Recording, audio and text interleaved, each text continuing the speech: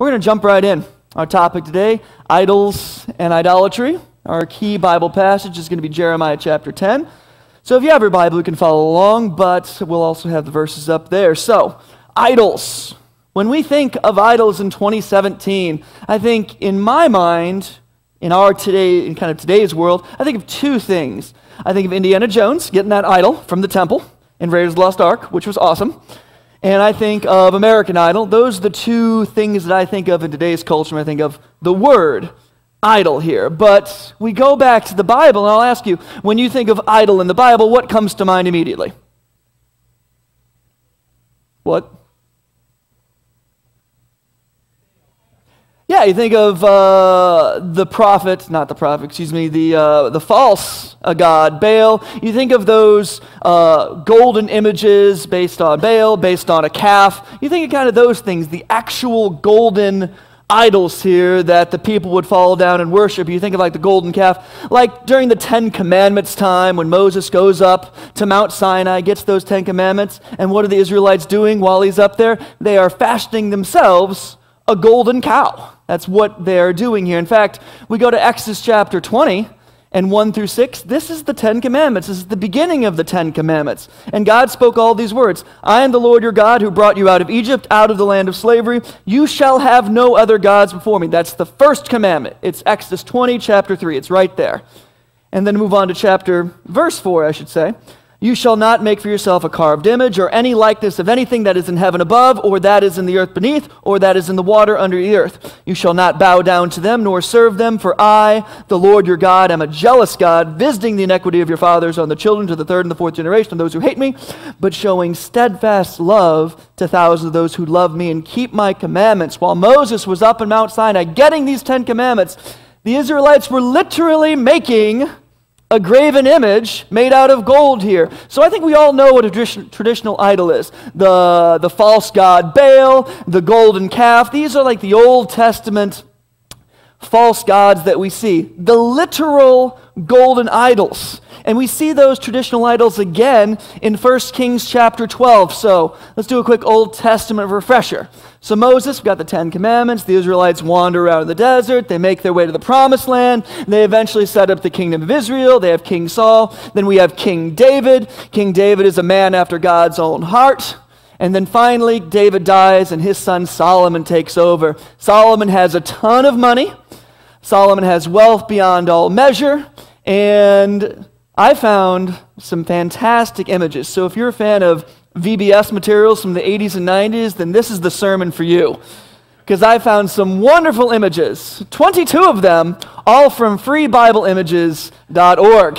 Thank you, freebibleimages.org. I appreciate it. So this might take you back to when you were 10 years old and saying, I love 1988. Anyway, that previous one, though, Solomon is known for his wealth, certainly here. He's known for being the builder of the official temple of God here. But Solomon's known for some other stuff too.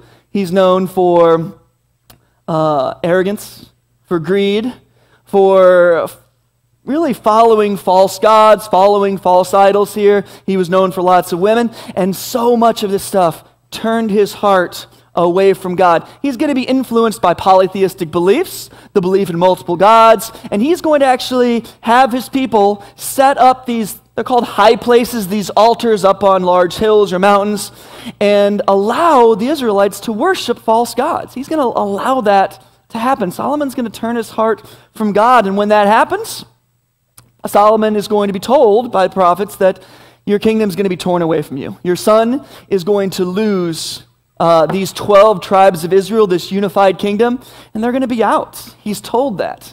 Meanwhile, Solomon hires this guy Jeroboam. Jeroboam is a good manager of men. He gets stuff done. And Jeroboam's like, this is great. The king likes me. And Jeroboam's walking home one day. He runs into Ahijah the prophet. And the prophet has this fancy coat. He tears the coat into 12 pieces, representing the 12 tribes of Israel. He gives 10 of those pieces to Jeroboam, and he says, dude, you're going to be in charge of the 10 northern tribes. They're going to be yours. You're going to be the king of them. And then he puts his hand on Jeroboam's shoulder and said, follow God, serve God, and then your kingdom will last forever here. Solomon hears about this prophecy. And of course, he wants to kill Jeroboam. So he points at his man, hey, go get Jeroboam here. And there's Jeroboam apparently getting a rock thrown at him. And so Jeroboam runs off to Egypt and hides there until Solomon dies. And then Solomon dies. And then we have his son, Rehoboam, who is crying over him. Not really crying over him per se. And here we're, let's see, Rehoboam, yeah, he's the guy to the left here with the 2 large hernia belts over his chest. Then we go back to Jeroboam, though. He's hiding out in Egypt. He reads the local paper, the Cairo Courier. I don't know what they call newspapers in Egypt at the time, but he reads it, finds out that Solomon's dead, so he heads back. And so he heads back, and when he gets there, he gets together with some buddies, and they talk to the king, Rehoboam, Solomon's son, and they say, hey, the taxes are too high. Your dad, Solomon, really kind of squeezed us a lot. Really whipped us, in essence. And so they ask King Rehoboam, can you lighten it up a little bit? Can you loosen up a little bit, lower our taxes, something like that? And so Rehoboam talks to the old advisors. The old advisors are, yeah, let up on them. All right, you're a new king. Show the people that you love them. Then he talks to the young advisors, and the young advisors are like, no, squeeze them harder. Raise their taxes. And so Rehoboam goes with the younger advisors. And so Rehoboam basically puts his finger in the air and says, you know my dad, he used to just whip you. I'm going to scourge you.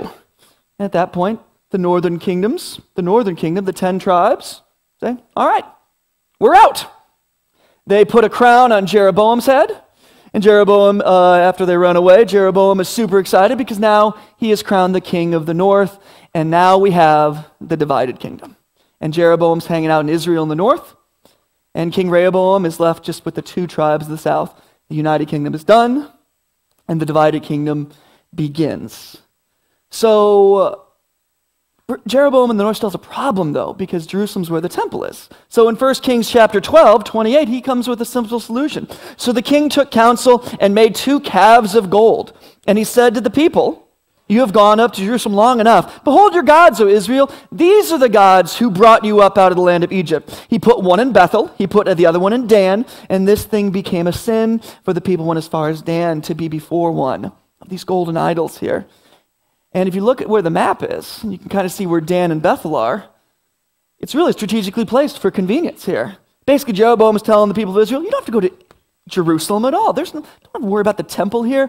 I have set up these fantastic golden calves for you to worship in place of God, conveniently located. As you can see, Jeremiah does not heed the advice of that prophet. He does not become a servant of God. In fact, he does the exact opposite. But what Jeremiah knew was people, and people like convenience. Even back then, people like convenience. He put up these idols for convenience. But that convenient location, it's just underscores the fundamental problem. The fundamental problem isn't the location of these idols. It's really not even the idols themselves. It's what the people are doing with them. The problem was that the people are turning from God, replacing God with those idols.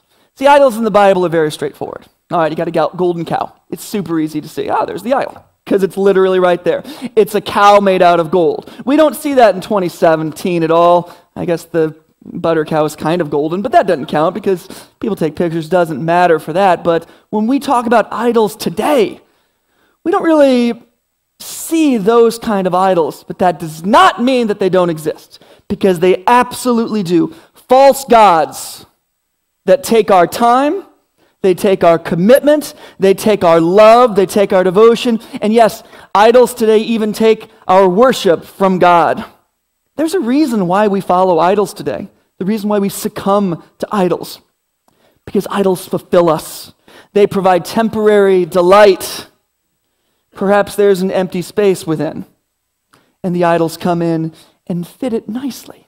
And they fulfill. Of course, it's a false fulfillment. It's a temporary fulfillment. It will not last. An idol, by definition, is worldly here because it's not Jesus. It's not God. You're replacing God with something else.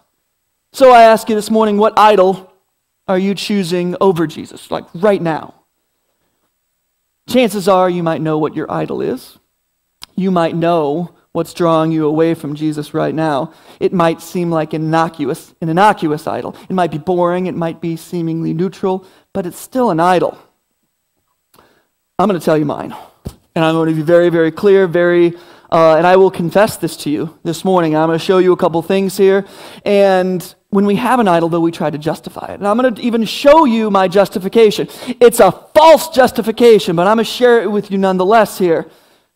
I really like to read, not books. I like to read articles, see somebody post an article on Facebook, you click on it and be like, oh, I didn't know that. Articles about history or politics or parenting or psychology or life or geography. Hop onto Wikipedia. I love Wikipedia. All right, rabbit hole, Wikipedia, I click on that. And there's like, oh, well, I got to find out about that. Oh, I got to find out about that. And then that, and then that, and then that, and then that, and that, and that, and then keep going around. And 2 hours later, I found out a lot, and I found out that the population of Baltimore is 2.7 million in the metropolitan area. Great! Look at me. I'm getting smarter. Pat myself. I'm gaining knowledge. It's nice. That's how I justify myself. I pat myself on the back. But here's the fundamental problem that we're going to come to here. I've taken a log over the last 25 days at what I've been doing the last 25 days. I've watched 3 baseball games, 3 nightly news, and I haven't watched the television very much, but this. And you probably all know that this was coming out because this is the thing. I downloaded an app just to kind of see what am I doing on my phone. So just take a look here, and this is just the time. For the last 25 days, I've been awake for 425 hours, and for 106 hours and 28 minutes of them, 25% of my waking hours, I have been on my phone, which is staggering, which is shocking. And another S word, it's sad. All of these things. And when I download this app, I kind of want to see, is this an idol? Yes, 1,000 times yes. 106 hours, yes. And 28 minutes, yes. It's not good. All right? It's time to confess. Yeah, I pat myself on the back. Yeah, but, a lot of that's just looking up stuff on Wikipedia. I'm getting smarter. It's an idol if it's taking you away from God. It's an idol if it's taking you away from Jesus. Anyone who stands up here and kind of preaches, they're not perfect. I am not perfect. I'm not close to perfect. I'm not even on the same world as perfect. I sin. I fall short of God's glory every single day of my life. I thought I had a productive summer. I look at my last 25 days, and I thought it was a productive 25 days. And yet, my idol of information, my idol of time wasting, my idol of convenience, my idol of ignorance. That's what this is. Now, side note, we're not talking about sex-related stuff. All right, when a lot of people think of internet and idols, they immediately think about like sexy stuff here. All right, that's a different topic, an important topic, no doubt, but it's not what I'm talking about right here. So we're going to leave that aside right now because the stats I'm showing you up here aren't about that at all. Now, and that, of course, is another justification for me, one of those false justifications, like, good job, Greg Hudson. All right, you're just looking up information. That's all it is. It's just knowledge. How could that be wrong? False justifications. That's what I'm doing. And I'm sharing those false justifications with you because it's important here. In the end, my phone is a time-consuming idol. It's a convenience idol. It's right there. I need to know the metropolitan population of Baltimore right now and whether it's bigger than Milwaukee. How do I find it out? I got this. It's great. As it turns out, it is. Yay. It's important. It's false importance. So I look at this 25 days, and I am shocked. They divide into green, yellow, and red, because red is the danger zone. Because in the green, look at that on July 23rd. Hey, I only spent an hour and 57 minutes on your phone. You're doing great. Green light for you. Can't be right. So you find out there's something fundamentally wrong. So what do? Got to take action. What do? Let's make a quick checklist. Number 1, delete Netflix. All right, I watch way too much Star Wars Clone Wars. I watch way too much of The Office, Parks and Rec, Star Trek The Next Generation. I got to delete Netflix from my phone right now. Check. Next, limit my phone to 30 minutes per day. Excellent, great idea. Check. Limit my usage of Safari and Wikipedia to 10 minutes a day. Check. Great. I'll just watch Netflix less and pray more. Topic, problem solved, I should say. They're not bad action steps, but they're checklist things. They're checklist things, and it's avoiding the larger problem. This is not a message this morning. This is not a sermon about smartphones. It is not a sermon about convenience. Those are symptoms of something bigger. What is the core issue, everyone? And it comes down to Jesus. It comes down to God and my heart not being where it should be. That's what's really important. Time wasting, convenience, they're not the ultimate enemy. Just like money is not the ultimate enemy here. It's what you do with money. It's what you do with time wasting.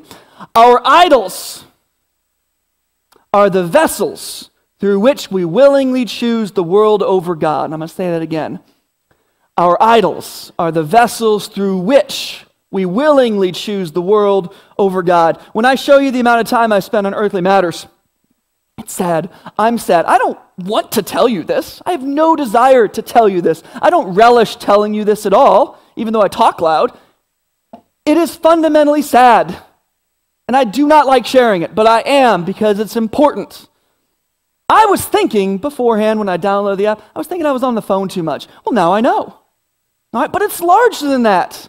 My heart hasn't been where it should be.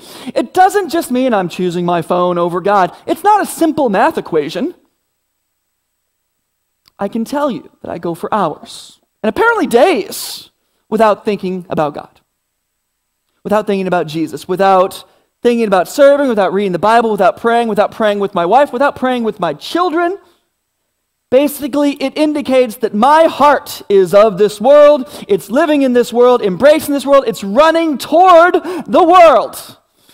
Again, our idols are the vessels through which we willingly choose the world over God. The prophet Jeremiah has stuff to say about this. In Jeremiah chapter 10, which is our focus 16 verses for the day, Jeremiah is preaching to that southern kingdom. See, the northern kingdom, Jeroboam, not a good guy, and all of the new kings of the northern kingdom, they were bad. Northern kingdom eventually fades away and is conquered. Nothing but badness. In the south, though, in that southern kingdom, the kingdom of Judah, they actually had some good kings from time to time. And Jeremiah is preaching to them at the end of this kingdom, because they're going to last a little bit longer. But in the end, the kingdom of Judah started serving idols as well, because they chose idols over God, and their kingdom will fall. Verse 1, hear the word that the Lord speaks to you, O house of Israel. Thus saith the Lord, learn not the way of the nations, nor be dismayed at the signs of the heavens, because the nations are dismayed at them. This world is not our home. We're just passing through. If you're learning the ways of the world, you're doing it wrong. Learn not the way of the nations, Jeremiah says. On to verse 3. For the customs of the people are vanity. A tree from the forest is cut down and worked with an axe by the hands of a craftsman. They decorate it with silver and gold. They fasten it with hammer and nails so it cannot move. Their idols are like scarecrows in a cucumber field, and they cannot speak. They have to be carried, for they cannot walk. Do not be afraid of them, for they cannot do evil, neither is it in them to do good. Think about this phone, the craftsmanship and ingenuity it takes. We have to mine some rare earths, got to get some platinum, some titanium, some aluminum. I don't know what's in the phone. I'm not a scientist or an Apple technician at all. But it probably takes a lot to produce this, to craft this. And yet, this is a thing of vanity. It fundamentally is a thing of vanity here. It has to be carried around. It cannot walk. And yet this phone, if you just put it in a field and no one touches it for 100 years, it's not doing evil by itself. It's not doing good by itself. But it just is. It's what we do with idols that matters, that turns it into, just from a thing, into an idol. And what we do with it is a direct reflection of a relationship with God. The more we love the world, the less we're loving God. It's an inverse relationship. Verse 6, there is none like you, O Lord. You are great, and your name is great in might. Who would not fear you, O King of nations? For this is your due. For among all the wise ones of all the nations and all their kingdoms, there is none like you. They are both stupid and foolish. The instruction of idols is but wood, beaten silver that's brought from Tarshish, and gold from Upaz. They are the work of the craftsman and of the high hands of the goldsmith. Their clothing is violet and purple, and they are all the work of skilled men. This world has so many sweet things. And it could produce so much sweet stuff, seductive things on this planet Earth here. But if you find yourself casting your lot and choosing the world and the things of the world over God, you're doing it wrong. And Jeremiah has strong words. He says, it's stupid. It's foolish. So if you're choosing the world again and again and again, what's our solution? Well, it's simple. Create a simple checklist and begin. No. We're not doing that. That's treating the symptom. Verse 7 says, there is none like you, O God. There is none like you. The answer that we seek cannot come from a checklist. It comes from God who reigns eternal. On to verse 10. But the Lord is the true God. He is the living God and the everlasting King. At his wrath the earth quakes, and the nations cannot endure his indignation. Thus you shall say to them, the gods who did not make the heavens and the earth shall perish from the earth and from under the heavens. It is he who made the earth by this power, who established the world by his wisdom, and by his understanding stretched out the heavens. When he utters his voice, there's a tumult of waters in the heavens. He makes the mist rise from the ends of the earth. He makes lightning for the rain, and he brings forth the wind from his storehouses. This is straightforward. The kingdoms of earth, they shall pass away one by one, but the glory of God will remain. We follow God, not man. If you're choosing the world, you're doing it wrong. Jeremiah has a simple answer to the question I'm about to say. Why shouldn't we follow man? Jeremiah, verse 14. Every man is stupid and without knowledge. Every goldsmith is put to shame by his idols, for his images are false, there is no breath in them. They are worthless, a work of delusion. At the time of their punishment, they shall perish. Not like these is he who is the portion of Jacob, for he is the one who formed all things, and Israel is the tribe of his inheritance. The Lord of hosts is his name. Jeremiah is speaking the word of the Lord. Our wisdom is not wisdom. Every man is stupid.